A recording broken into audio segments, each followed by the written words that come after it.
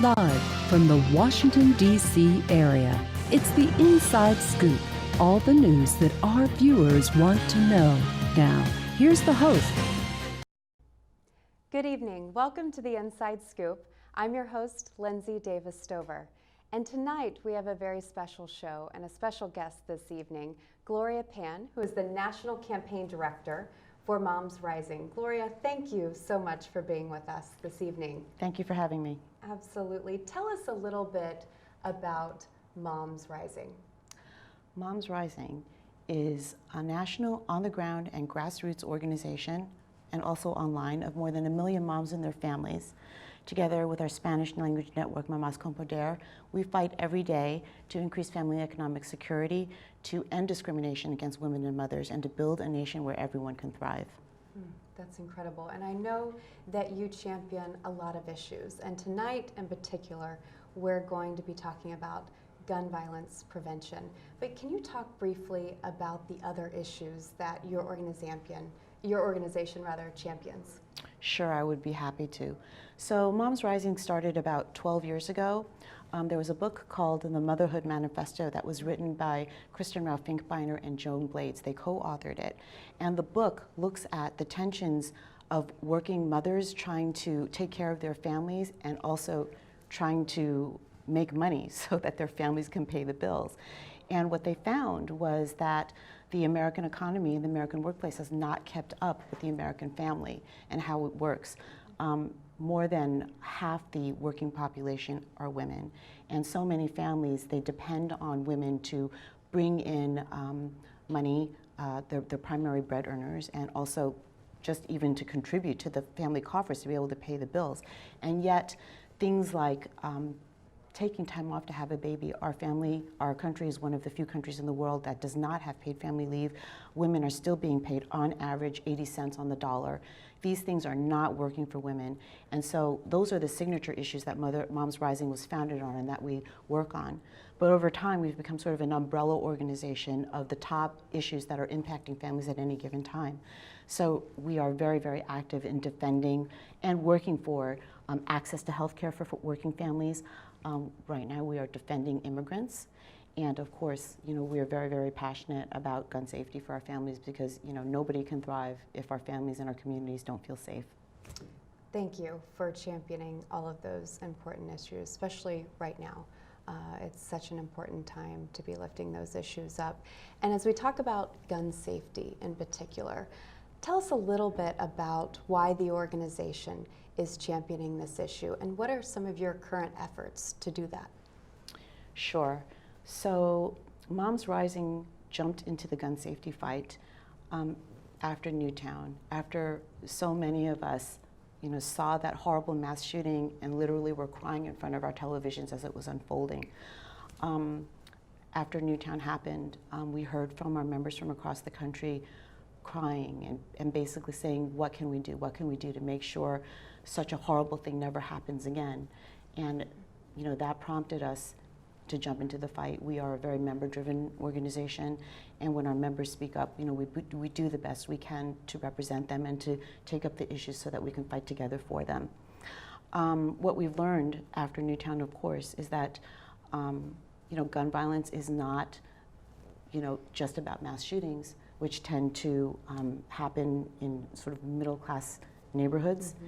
And it happens, once in a while. I mean, now we've got, it seems, mass shootings every day, but we've had a gun violence problem for a really, really long time, and it happens every single day. And as a result, close to 40,000 people a year are dying from gun violence, and the burden of that, most of that, is falling on the shoulders of communities of color and urban communities. Absolutely. And you mentioned the 40,000 a year, and also on your website it says roughly 100 a day. Can you talk a little bit about that statistic? I mean, we're losing close to 100 Americans a day. Is this an issue you think that families are really talking about at their dinner table? I mean, is this an issue that has crossed party lines, has crossed different communities to be an issue that families are really concerned with? I really believe that it is. First of all, 1 in 5 people know somebody or have personally experienced gun violence. And then we are reminded every day that gun violence is happening in terrible headlines about shootings. So we're not allowed to forget it. And I have to say the gun lobby is doing its best to make sure that we remember it, because they're doing the best they can to make guns an everyday part of our lives. They're doing the best they can to push legislation and rules to push guns into every aspect of public life, including restaurants, soccer fields, daycare centers. They're doing their best to do that. So we are not allowed to forget about gun violence, and I do believe that every single family talks about it at one point or another at their kitchen table. Absolutely. And you know, we've seen statistics too that things like universal background checks that over 97% of Americans are in favor of. Why do you think we haven't been able to get pieces of legislation that the majority of the public are in favor of passed at a federal level and at a state level? What do you think are our barriers right now? Language is really, really important. And there is definitely a very vocal minority that is absolutely against any kind of gun safety bill, anything that they perceive as limiting Second Amendment rights, okay?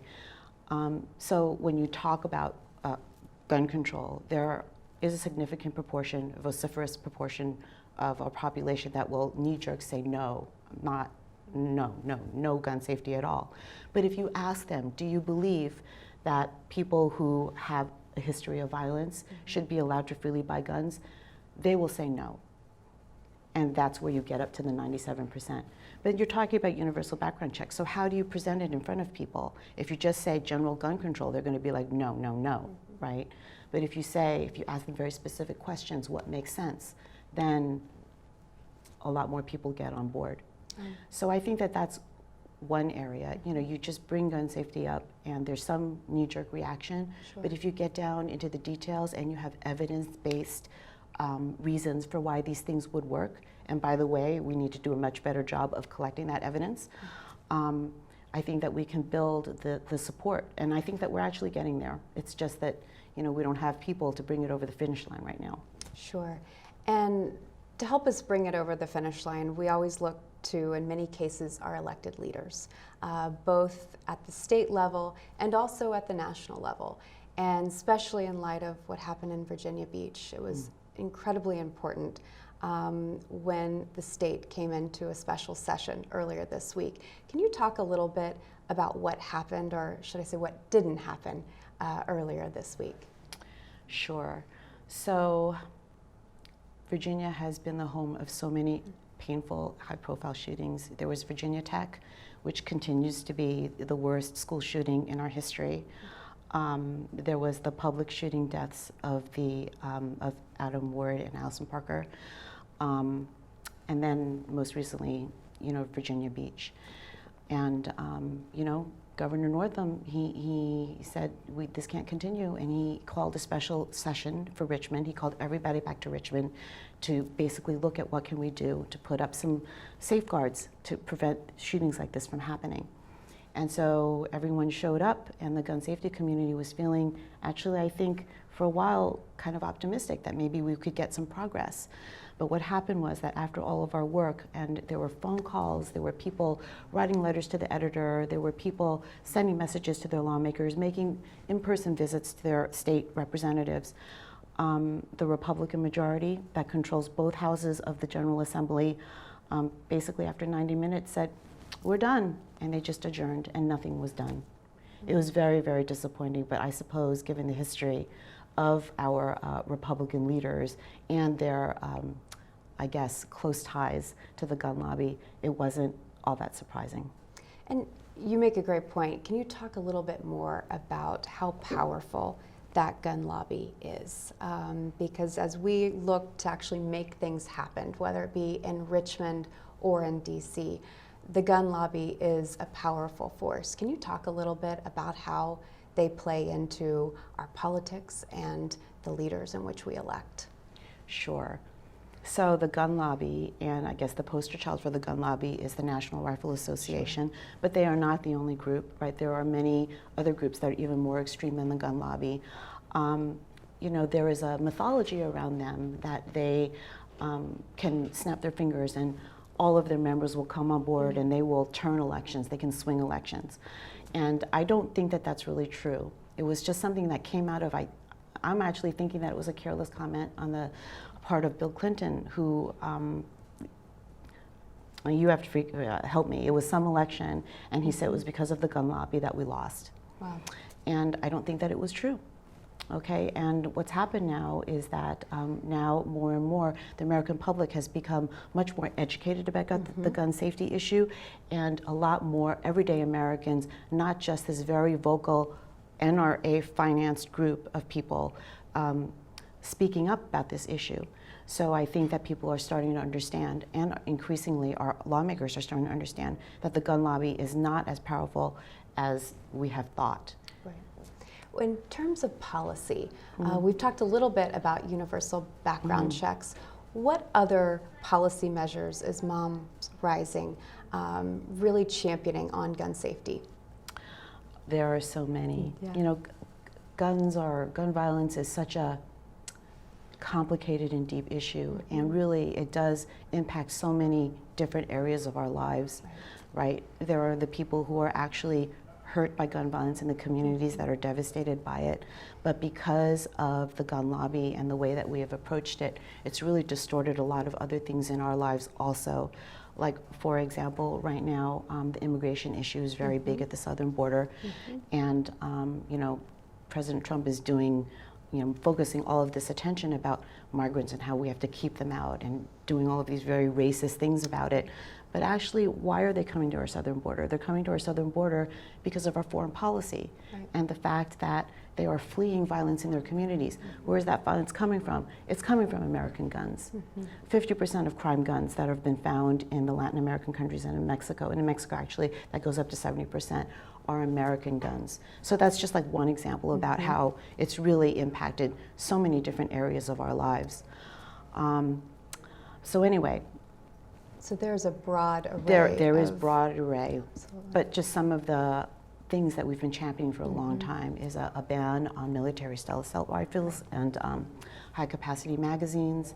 You know, real penalties for straw purchasing.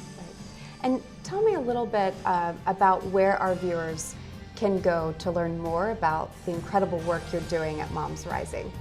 Yes, so everybody can come to momsrising.org and join us, because together, it's only when we're together and we fight together that we can get anything done. Fantastic. Thank you, Gloria, for being with us tonight. Please stay with us. We'll be right back. Okay, so we drowned the fire, stirred it, drowned it again, and now just feel if it's cold. Yeah. Cool.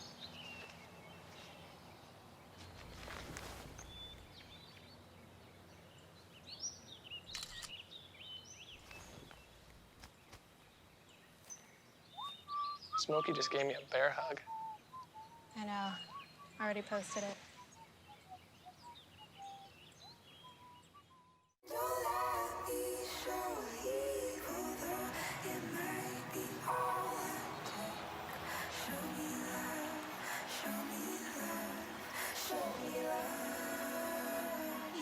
I got a creak in my neck, limp in my step, cramping in my muscles every time I try to flex.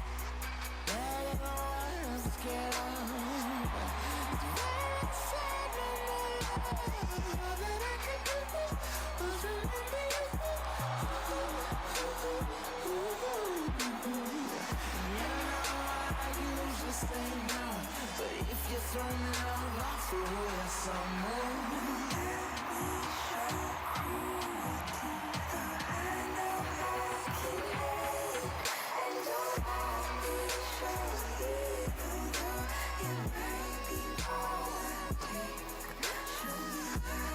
It's a big responsibility. Oh, it's huge. I know, it's huge. And the salary. Oh my god, yes. I mean, Right? like, I was about to move in with my parents, and right before, so this saved me. I really believe in you, you know? Thank you. It's nice to hear that from someone. These are cool. Did you, what did you?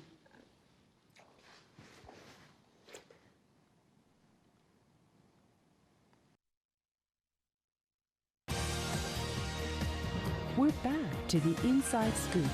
Here again, your host.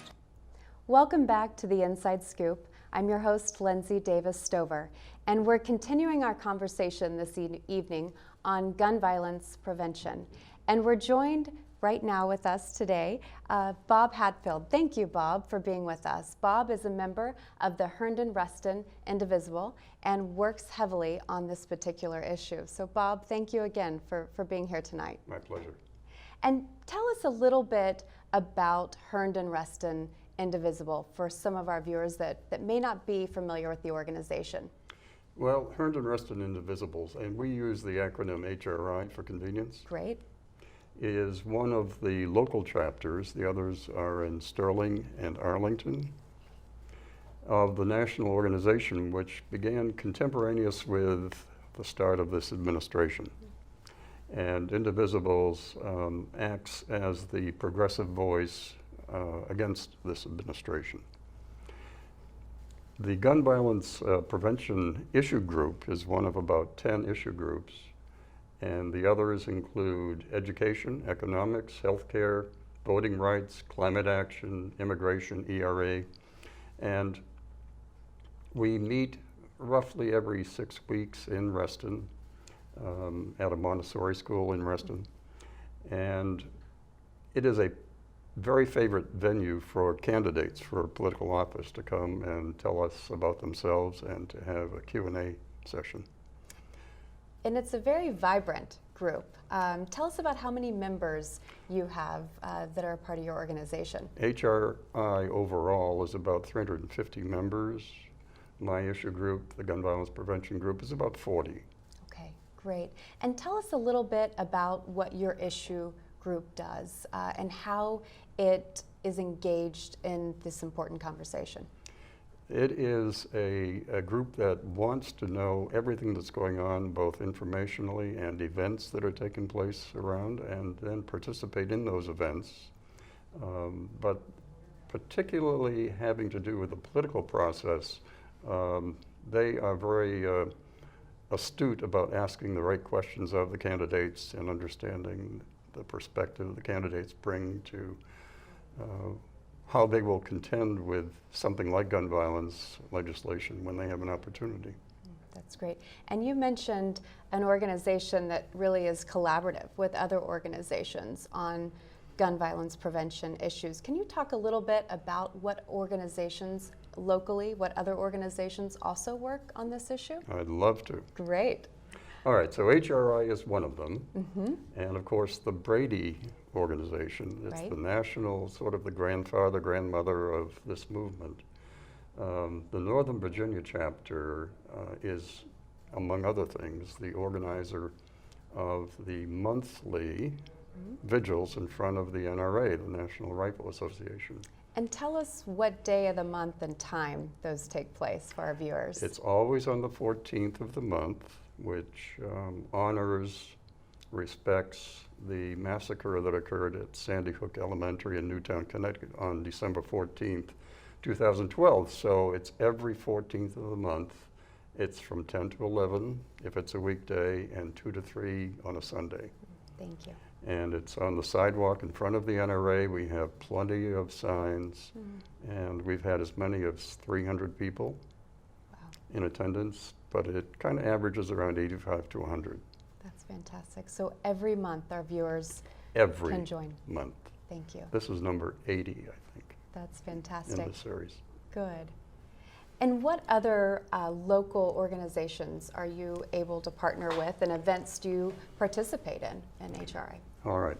So I'm going to mention these very quickly, Okay. But for your viewers, if they're interested in learning more, they can contact me. Can I give my email address?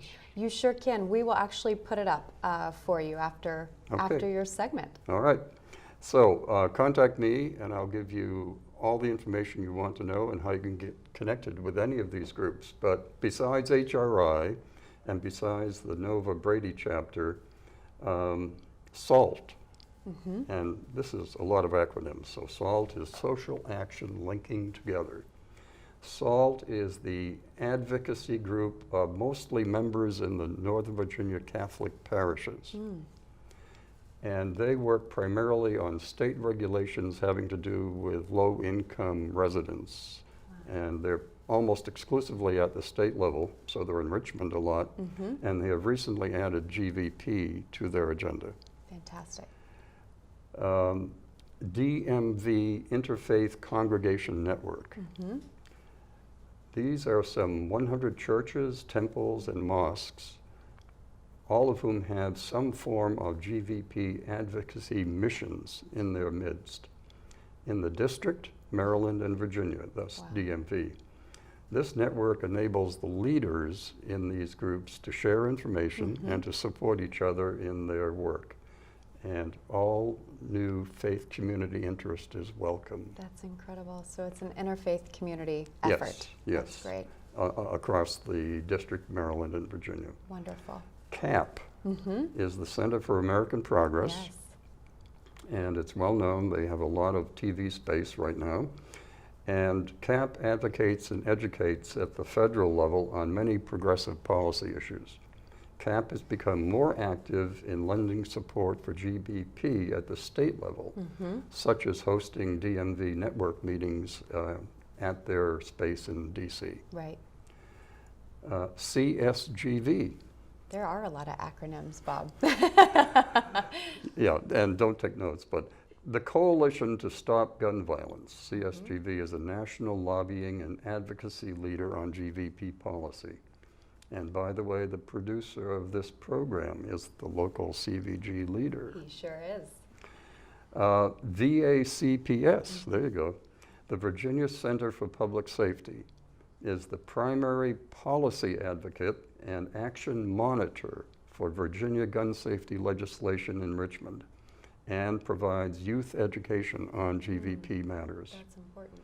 Good. And others include Everytown USA, which is Mayor Bloomberg in New York City, funded it, and Mums Demand Action, which I'm not a member of. Well, and we also had Gloria on just the segment prior, and Moms Rising. So there's so many local groups that are such an active voice on this particular issue, and it's so needed right now. And we talked a little bit in the last segment about what did not go on in Richmond this last week.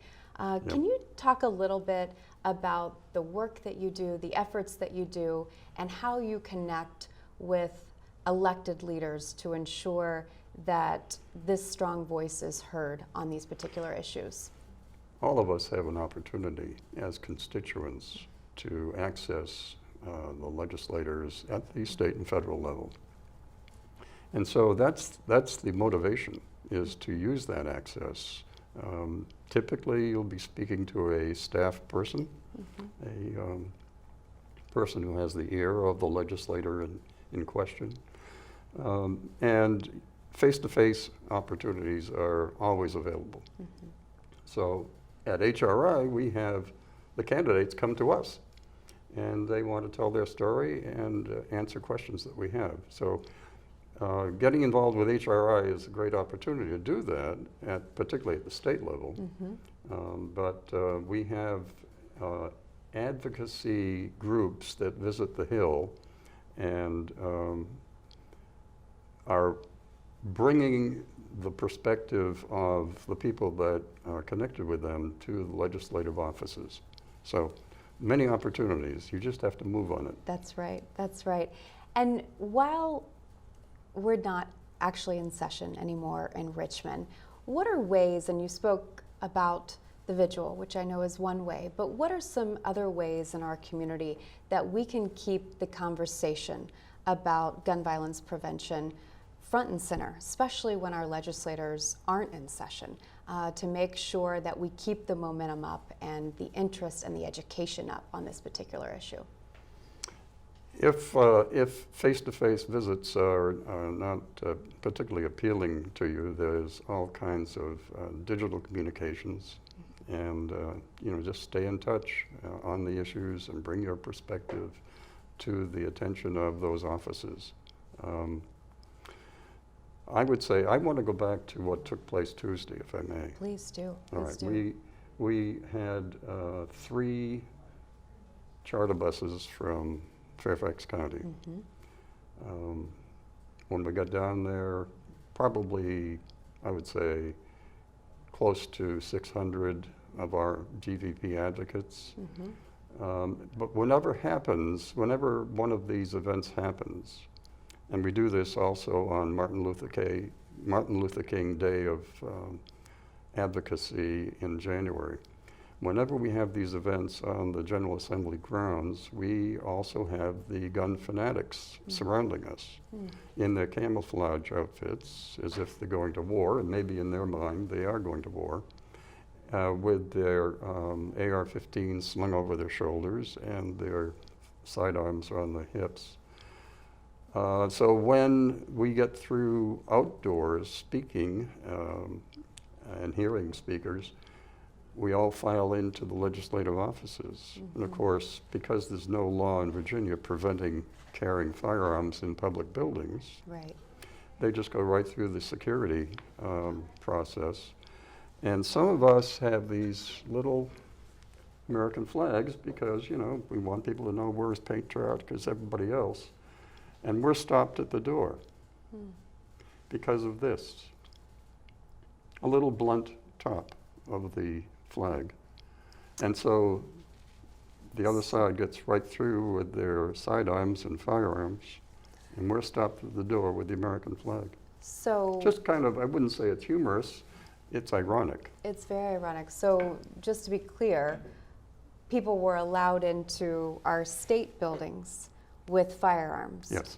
But yet, those of you that were holding an American flag with a fairly dull point, right, Yep, right. were not allowed into the state buildings. Yep. Wow. Wow. That image in itself is very powerful. Yeah, it illustrates the mindset, I think, of how the laws work and the ones that we really are trying to work on changing. Absolutely. And what is your advice for actually getting something done down there? November 5th, we want to extend the blue wave that occurred last year. Right. And it's very doable, and we're going to do it. Fantastic. Vote.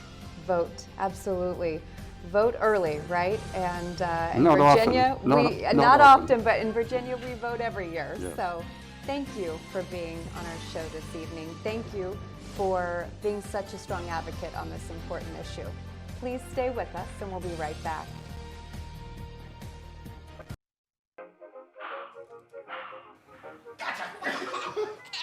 I surrender, I surrender. All right, pal. Get ready for the day, buddy. Hey, Dad. Hey, Dad. Do we have a gun? What's that? Do we have a gun?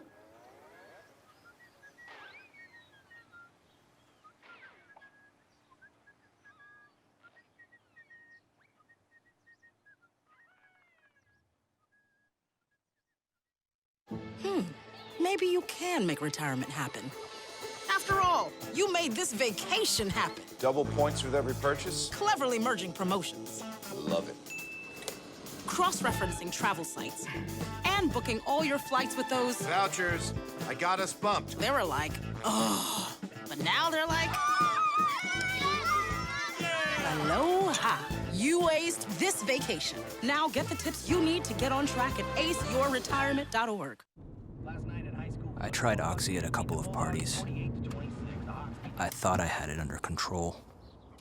I didn't know it'd be this addictive. I didn't know how far I'd go to get more.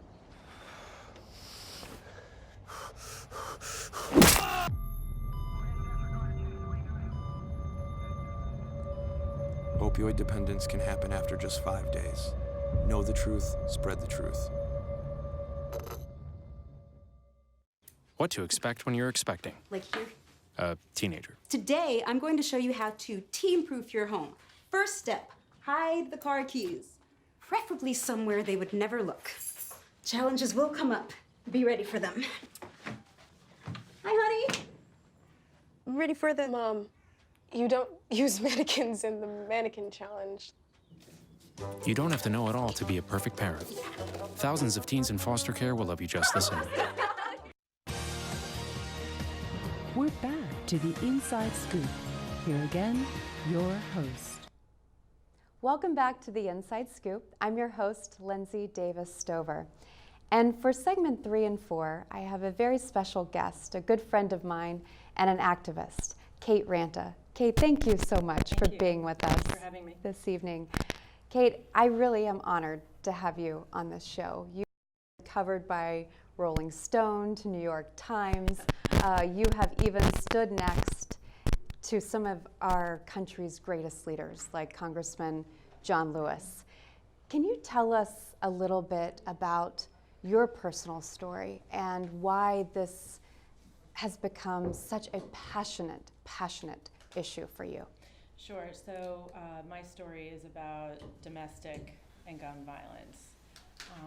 Basically, in 2011, I found that I was in an abusive marriage. My husband had become very emotionally, verbally, psychologically abusive, lots of power and control. And it escalated into a physical altercation, which was what sent me out the door. And then it took another 1.5 years or so of trying to divorce him before he actually ambushed my father and me at my apartment. My 4-year-old son that I had, my then 4-year-old son that I had with him was in the apartment as well. He ambushed us and shot through the door 3 times so he could come in. He broke in, he shot some more. My right hand exploded in front of my face. He shot my father point blank in his side.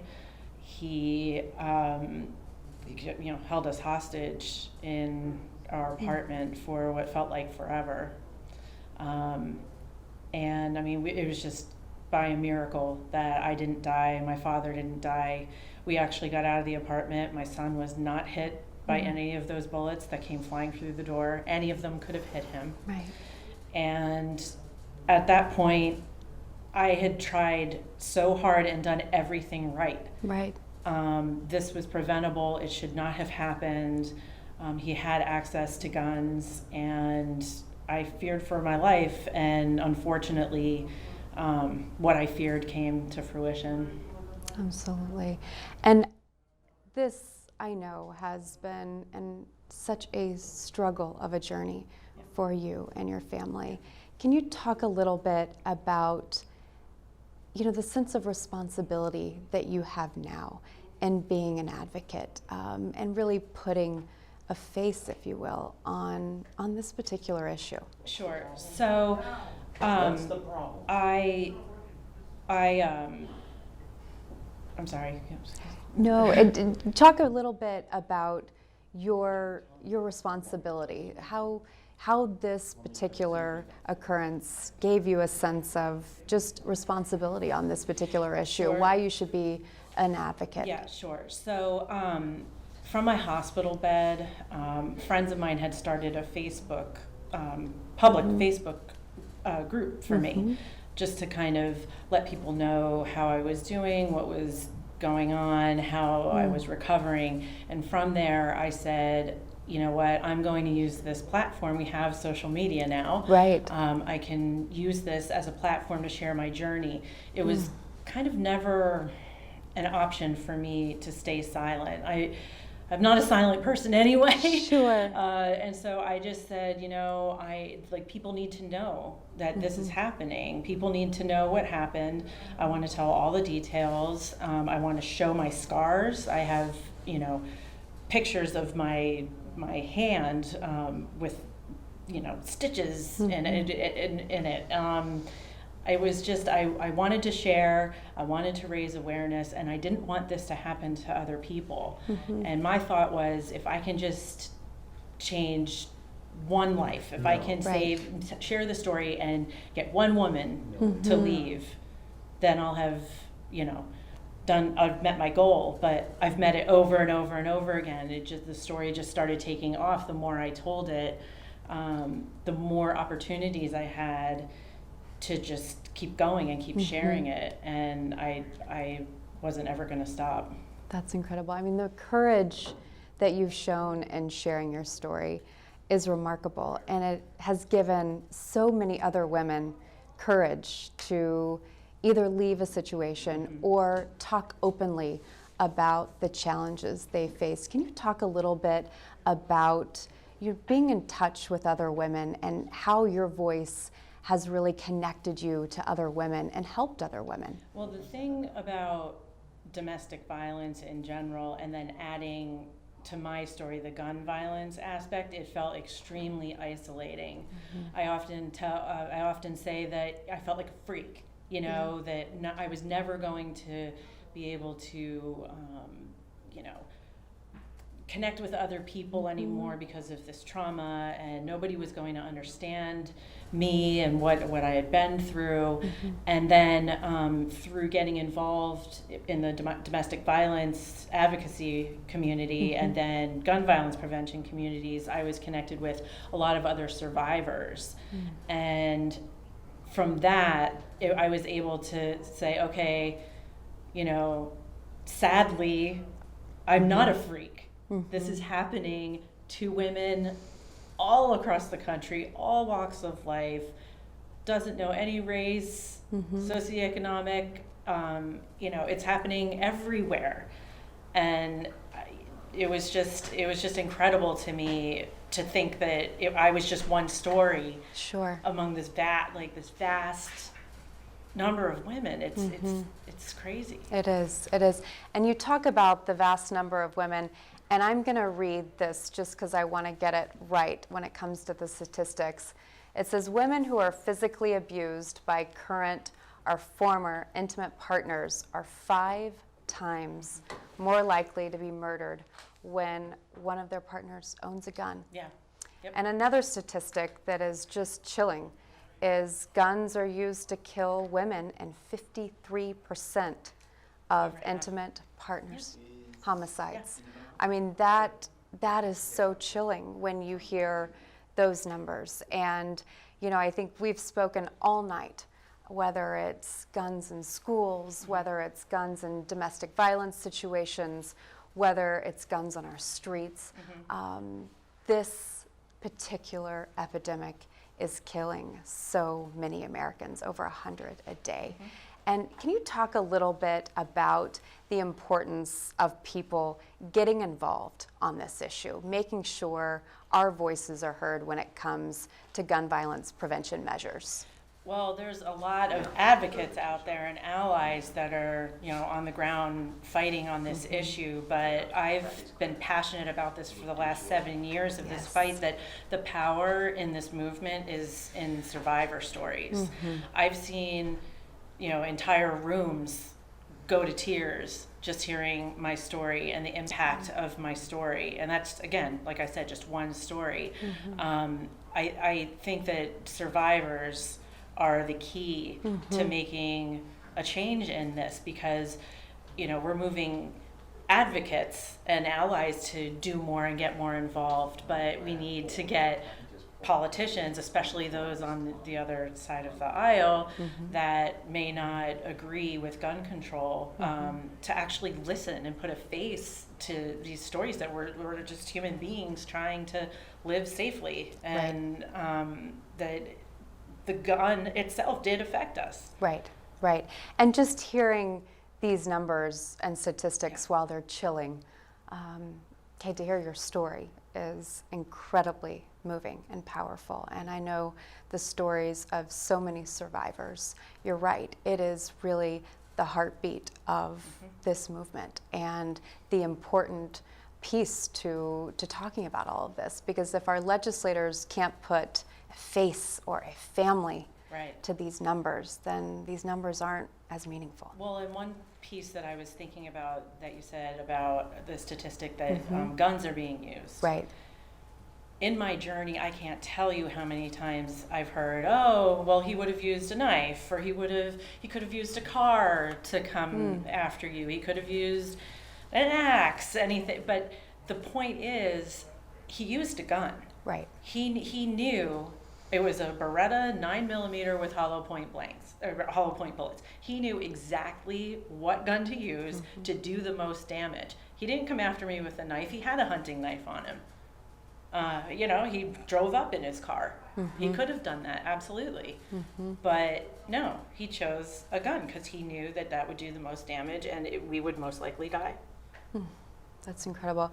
You know, it's interesting that people make comments like that to you because it takes, I can't even imagine how much courage to tell your story. And the pain that comes back up, I'm sure, every time you repeat it. What would you say to those women that are in a situation where they're struggling and maybe they're afraid to speak up and speak out? What would be your message to them? I get, that's a toss-up for me. I have a hard time saying other women, don't be afraid. Right. Go tell your story. Go share it with the world. Because every situation is different. I mean, for me, mine after the shooting was in jail. Right. And then now he's in prison. So I'm safe. I can go and tell my story. I had the ability because he was away and couldn't harm me, but so many women have to stay quiet. They have children with these guys. They have to co-parent. If they share it, they can, you know, there's retribution for that, their safety and the safety of their kids. I think if you find yourself in a situation like mine where you actually can share your story, it's so important to do it because domestic violence, there's so much blame and shame behind it, around it, and people don't want to talk about it. People say, oh, it's behind closed doors, we don't talk about it, we don't air our dirty laundry. No, we need to air our dirty laundry. Right. And I think something that's so powerful, one of the many things that's so powerful about you telling your story is that you do, in so many ways, give a voice to those women that can't have a voice right now. And I think that's one of the many incredible things that you do in telling your story. And I know that we have one more segment that we're going to talk more about this particular issue, but thank you so much again for being with us tonight, and I look forward to continuing our conversation. Please stay with us as we go to break. We'll be right back to continue our discussion.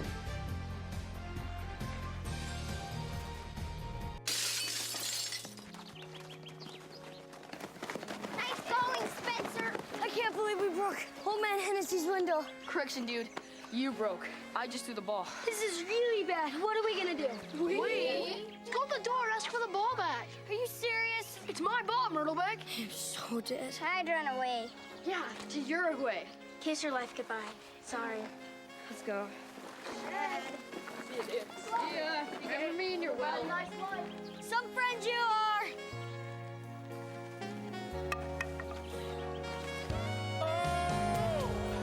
Keep smiling, keep shining. Hi.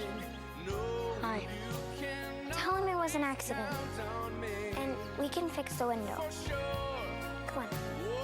I'll come with you. Loyalty.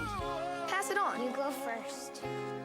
A message from the Foundation for a Better Life. One day these rats were playing in the woods. Well, it's a matches and that's no good. Listen to smoke before you give it a try. Only you. Don't play with matches. Don't play with fire. Cause there's nothing very funny about ripped off life. Nothing very nice on a homeless mind. So if a gorgeous force is what you desire, don't play with matches. Don't play with fire. Only you can prevent wildfires. Fire.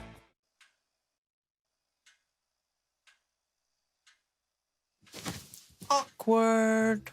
I'm the awkward silence. You try to avoid me, then there I am again. But an awkward silence can be a great thing. Like Kelly here is about to demonstrate. You haven't really been yourself lately. Are you okay? Find out how you can help a friend with their mental health at seizetheawkward.org. we're back to the Inside Scoop. Here again, your host. Welcome back. I'm your host, Lindsey Davis Stover, and we're continuing our discussion with Kate Ranta on a particularly important issue of gun violence prevention. And Kate, I know we touched on your story and how you really have become a national voice to so many who aren't able to have a voice, and you've become a national advocate on this issue.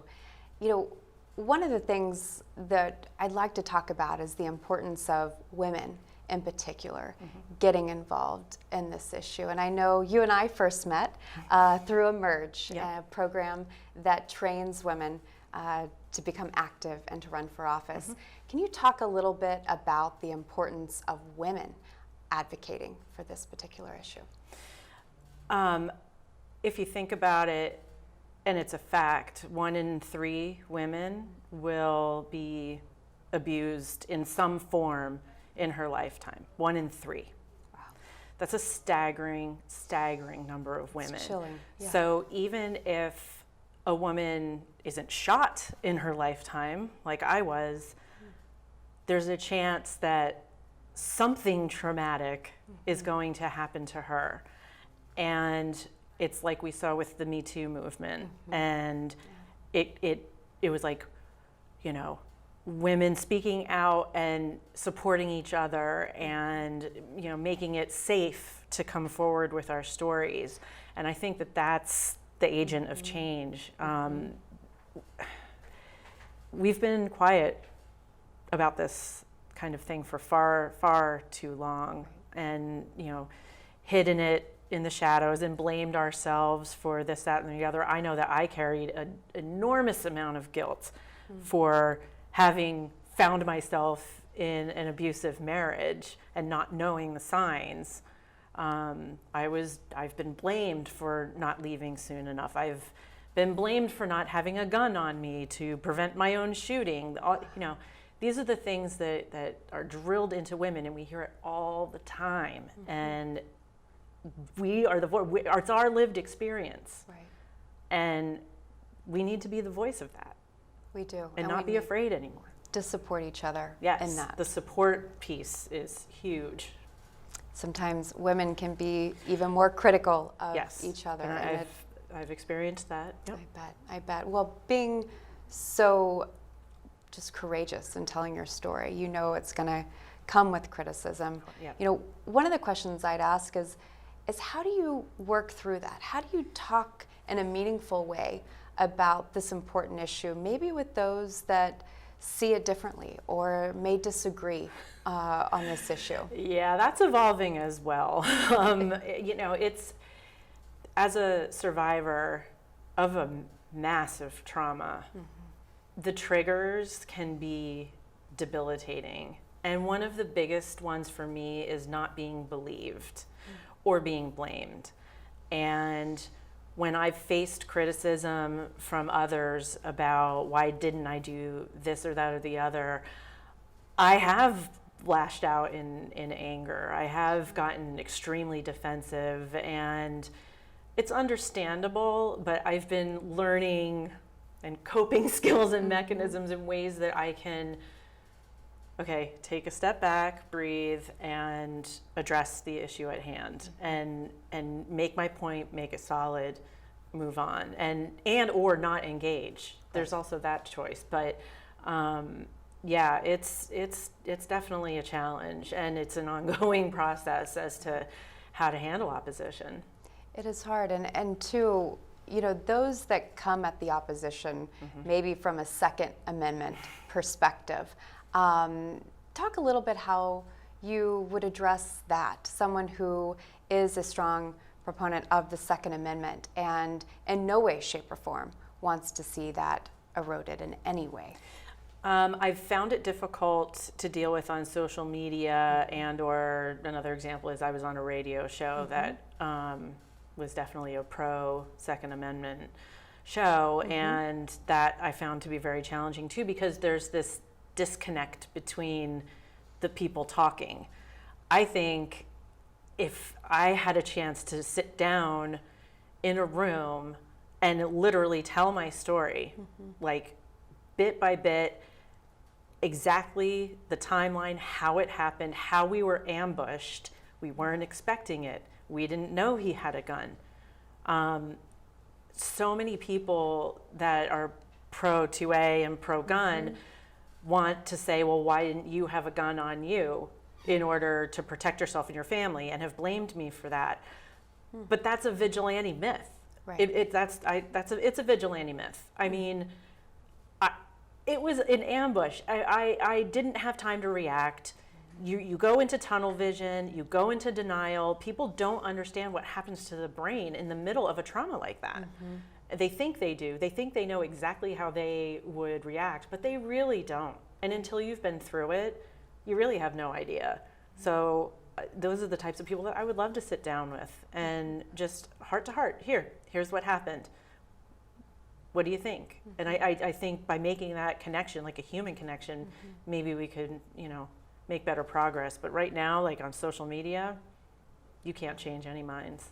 You made such an important point there too, that so many of these conversations are had in social media.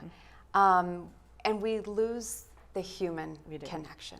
We do. And it does seem like we can find ways to bridge some of these differences if we're able to connect with people. And I love your message of, if you've walked a day in my shoes, right? I think that's such an incredible message when you're thinking about talking to people who may have differing opinions on this particular There's just issue. so many assumptions, I think, that are made in these situations, and especially around domestic violence. And, I heard all kinds of things. What did I do to make him snap? Had I cheated on him? No, I hadn't. What did I do to make this happen? And these are the conversations that are just so important to knock down those barriers for people to understand that no, abuse is about power and control. He was losing power and control over me, and that's why he did what he did.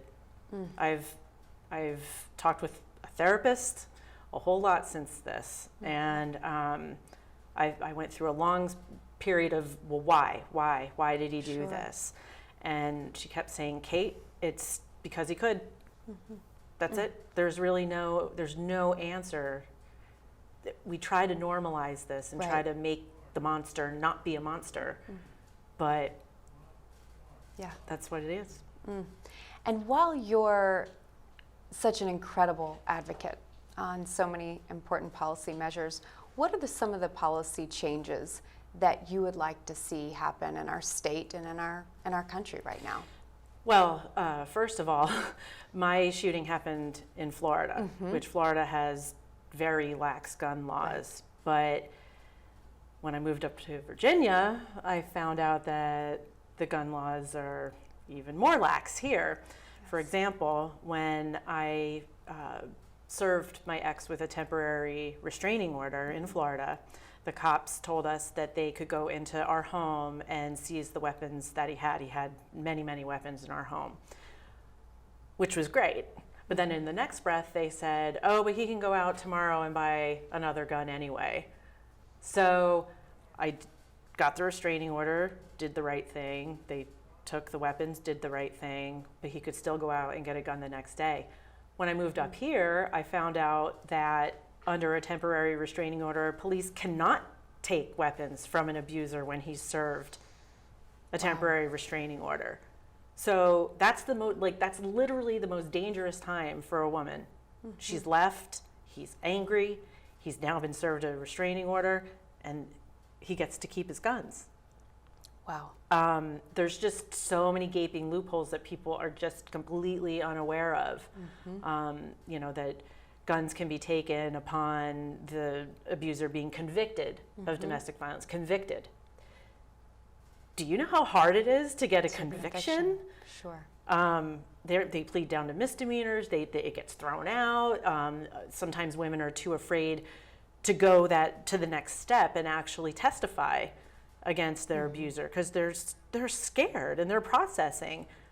And they're not safe, and the laws just are not keeping us safe. There's too many loopholes. What can we do? one of the common themes throughout this entire evening is the laws aren't keeping us safe. No. What They can don't we go far do enough. to move past the thoughts and prayers and get us into the votes and the action piece? What can we do to really change things? It's been an uphill battle. I'm going to be honest with Mhm. you. Like I said, I've been doing this for 7 years. Right. Sandy Hook happened 6 weeks after my shooting. And then we've seen countless Mhm. mass shootings, including Marjorie Stoneman Douglas, which my shooting happened in Parkland as well. So, I mean, and it's like every time we're like, okay, this is going to be the one. This Mhm. is going to be the one where everybody's outraged and there's going to make a change, and then nothing happens. I think it's voting. That's the only, I think that's the only thing we can do, especially in Virginia. I mean, our state house is owned by the NRA, frankly, and we need to flip those seats. And it's That's the about- only way we're going to make any change in this state. Yes. Let alone federal. Right. So it's really about getting the right people And elected. mobilizing those people. And I know you've been very active in campaigns, and talk a little bit about what are some of the ways that our viewers can get involved on this issue. Well, other than supporting the candidates, that doing your homework, making sure, like seeing what their records are, especially on guns. Right. Check out any of the local gun violence prevention groups that are really active, especially here in the DC area. Mhm. Get involved. If you're a survivor, it's a little bit of a different journey, but if you're an advocate, an ally, definitely get involved in your local GVP groups. Absolutely. That's what I would say. So important. Yeah. This has been an incredible evening. We've explored so many different ways that gun violence prevention is so important and what's not being done right now. And I guess the question is, how many innocent people have to die, have to get hurt in our country? Should be no more. For our lawmakers to just do the right thing. Thank you, Kate, for being with us. It's an honor to have you this evening. Thank you for joining us here on The Inside Scoop. We look forward to seeing you next time. Good night.